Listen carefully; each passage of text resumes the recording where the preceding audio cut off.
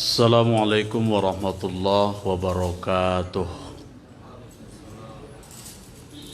Alhamdulillahillazi faddala bani Adam bil ilmi wal amal ala jami'il alam.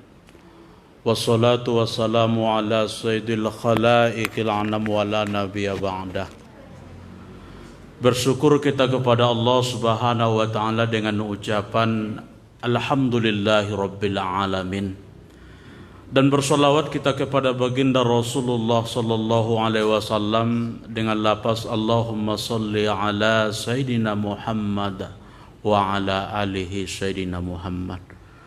Mudah-mudahan kelak di yaumil akhirah kita bisa mendapatkan syafaatnya dan semoga kita selamat di dunia wal akhirah. Amin amin ya rabbal alamin.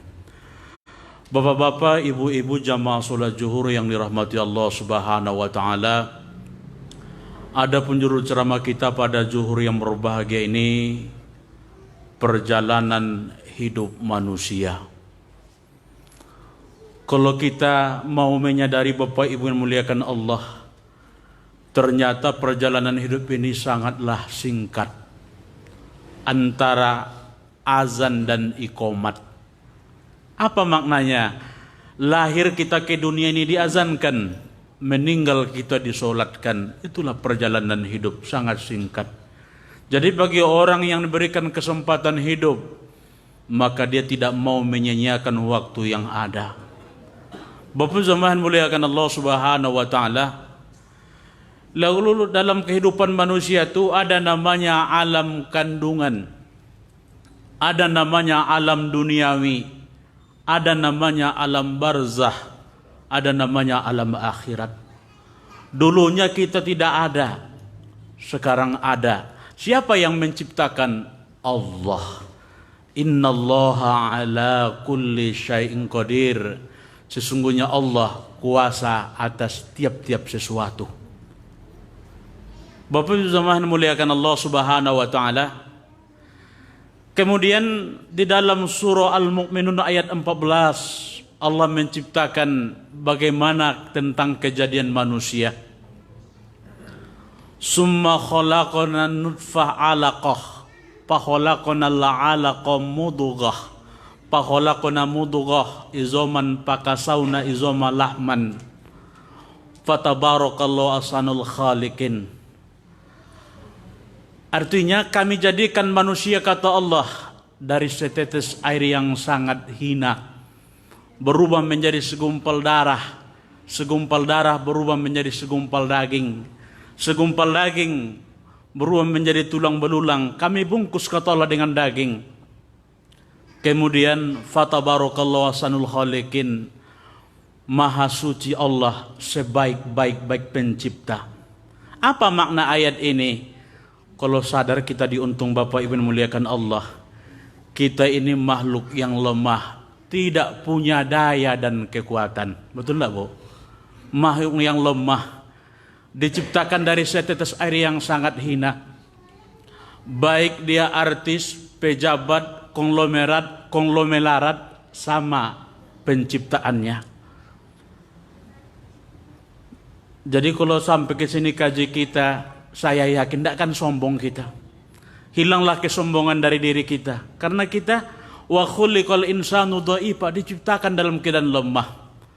Maka di rumah saya bilang dengan istri, Pak, Dek, saya bilang, sebenarnya saya tidak terlalu sayang kepadamu, hanya sekedar sayang. Kebetulan aku ini suamimu, kebetulan aja. Dan kau pun jangan terlalu sayang kepadaku, hanya sekedar sayang sajalah. Kebetulan aku suamimu, hanya kebetulan. Engkau terlahir dari rahim ibumu dan aku dilahirkan oleh ibuku. Setelah kita besar-besar, kita dipertemukan oleh Allah. Jadi intinya, kau milik Allah dan aku milik Allah. Betul enggak, Bu? Itu yang betul. Ini enggak mengaur. Kau milikku dan engkau milikku, katanya. Mengaur, Bapak Ibu muliakan Allah Subhanahu wa taala. Dia tidak sadar bahwa dia itu milik Allah. Jadi kalau sampai kita ke hakikat hidup, dalam hidup indah ada milik kita, Pak. Rumah itu Allah yang punya, istri Allah yang punya, anak Allah yang punya. Tidak usah itu. Rumah, ruko Allah yang punya. Ruh yang menyebabkan kita hidup Allah yang punya. Apa punya kita? Tidak ada milik kita. Semuanya milik Allah Subhanahu wa Ta'ala. Bahwa kita yang hidup ini disebut makhluk sosial.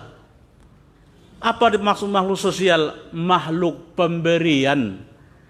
Diberikan mata, diberikan telinga, diberikan tangan, diberikan kaki, diberikan ruh, bisa hidup. Dipertanyakan, siapa yang punya ruh itu? Allah. Siapa yang punya tangan ini? Allah. Siapa yang punya kaki ini? Allah. Apa punya kita? Tidak ada milik kita. Ini baru dikasih wajah selepel Pia Palen, sombong. Baru dikasih wajah saya ganteng Sahrulkan, lupa diri. Dia tidak sadar bahwa dia adalah makhluk ciptaan Allah Subhanahu wa Ta'ala. Lalu bagaimana penciptaan Allah itu, Bapak Ibu memuliakan Allah? Diciptakan dari setetes air yang sangat hina, kata Allah. Sebulan, 2 bulan, 3 bulan, 4 bulan. Ketika usianya mencapai 120 hari dalam kandungan. Atau 4 bulan, berbentuk manusia dengan sempurna, ditiupkanlah ruh. Makanya Bapak Ibu memuliakan Allah, janin yang dalam kandungan itu dia bergerak. Usianya mencapai 6 bulan, gerakannya makin aktif. 7 bulan makin kencang. Sehingga seorang istri sering curhat, oh dah katanya, anak abang nih jangan-jangan pemain bola nih, lasak kali katanya. Kenapa katanya? Kakinya sekarang sebelah kanan nih katanya. Ketika usia kandungan mencapai 8 bulan, apa katanya? Dia pindah ke kiri katanya. 9 bulan ini kepalanya udah mulai turun ke bawah katanya. Genap 9 bulan 10 hari lahirlah kita ke dunia ini. Bapak zaman muliakan Allah Subhanahu wa Ta'ala. Lalu ketika kita lahir, apa bahasa yang kita ucapkan? Dianya adalah zikir kepada Allah. Huwa. Cobalah tengok Bu, yang lahir tuh. Apa ucapannya? Huwa katanya. Apa itu huwa? Huwa itu domir. Kul huwa. Kul huwallahu ahad. Jadi bayi yang dalam kandungan itu mengingat Allah. Itulah buktinya suci, bersih, fitrah. Cuma kadang-kadang setelah lahir dia, kalimat itu tidak pernah diulang lagi. Apa kalimat yang seringnya dengar? Lagunya Zaskia Gotik, lagunya Pia Palen, lagunya Ahmad Albar. Tidak pernah diulang lagi. Dia waktu lahir ke dunia berzikir kepada Allah. Wah katanya. Dia mengingat Allah Subhanahu wa Ta'ala. Berumur dia 1 bulan, 2 bulan sampai 2 tahun. Apa yang minumnya? ASI, air susu ibu. Ada yang ngasih susu bebelak, ada yang SGM. 4 bulan, 5 bulan ada peningkatan. Dah hanya sekedar ASI. Mulailah dia makan bubur. Nasi digiling oleh ibunya sampai halus. 8 bulan, 9 bulan gigi mulai tumbuh. Apa yang terjadi Bapak Ibu yang muliakan Allah? Dia tidak hanya sekedar makan bubur. Ibunya mulai memberanikan diri mengasih nasi yang bulat, disuapkan ke mulut. 9 bulan. 1 tahun setengah, tidak hanya nasi yang dimakannya, jengkol pun dimakannya Pak, jengkol. Berumur dia 2 tahun, jagung bakar. Ini semua, ini proses. Begitulah manusia tuh. Wa khuliqal insanu dha'ifa, diciptakan dalam keadaan lemah. Bapak zaman muliakan Allah Subhanahu wa Ta'ala. Begitu juga bayi ketika bicara, apakah langsung bisa ngomong? Tidak. 8 bulan umurnya, apa katanya? Mamam katanya. 1 tahun setengah makan katanya, mulai jelas. Berumur dia 4 tahun, apa katanya? Sepeda family katanya. Sepeda family katanya. Berumur dia 14 tahun, apa katanya? Variomatic warna merah katanya. Berumur dia 18, Honda Jazz katanya. Subhanallah. Begitulah Allah memberikan pengetahuan kepada hambanya. Yang jelas, sadarkah kita makhluk ciptaan ini adalah lemah, tidak punya daya dan kekuatan. Jadi kalau ada hari ini sombong dengan jabatannya, sombong dengan hartanya, berarti dia tidak sadar bahwa dia makhluk ciptaan Allah Subhanahu wa taala. Bapak-bapak jamaah yang dimuliakan Allah Subhanahu wa taala. Kemudian yang dilaluinya ada namanya masa anak-anak, 1 tahun sampai 12, masa anak-anak sibuk dengan mainan. Coba tengok Pak. Kalau dia laki-laki sibuk dengan mobil-mobilan, sibuk dengan alat berat ekskavator.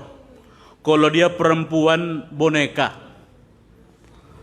Berumur dia 13, 14, 15, memasuki masa remaja, semua kepingin tahu.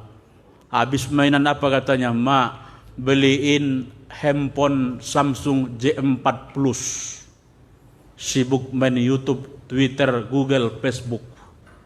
Bapak sampean muliakan Allah Subhanahu wa taala. Ketika dia menginjak dewasa, disitulah mulai diperdukan Allah kewajiban kepadanya.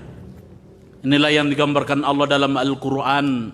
Wa ma khalaqatul jinna wal ins illa liya'budun. Tidaklah kami ciptakan jin dan manusia kata Allah kecuali untuk beribadah kepadanya. Apa maknanya? Ketika lahir di dunia masa anak-anak belum wajib kepadanya ibadah. Tapi ketika sudah dewasa, pula hukum syar'i, wajiblah baginya sholat. Bapak-bapak jemaah muliakan Allah Subhanahu wa taala, makanya dalam hidup ini harus kita sadari sedang di mana kita sekarang. Hendak kemana? Mau kemana kita ini? Apakah selamanya kita kekal hidup? Tidak. Ternyata hidup ini ada akhirnya. Makanya sebaik-baik orang yang beriman kata Rasulullah, diambilnya bahagiannya di dunia, namun tidak melupakan kehidupan akhirat. Apa maknanya? Ada keseimbangan. Dunia kita kejar, namun akhirat jangan dilupakan. Bapak-bapak, ibu jamaah yang muliakan Allah Subhanahu wa taala. Nah, demikianlah ceramah ini, mudah-mudahan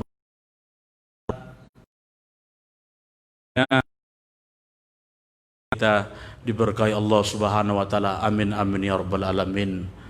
Buah durian, buah kedongdong. Sampai sini dulu dong. Seluruh kerabat kerja yang bertugas mohon undur diri dari hadapan bapak-bapak, ibu-ibu yang dimuliakan Allah. Demikianlah tausiah dakwah yang disiarkan langsung melalui SCTV aktual, tajam dan terpercaya. Dan saya Ustadz Ikhwan akan kembali ke studio Bombay untuk menemui Anjali. Assalamualaikum warahmatullahi wabarakatuh.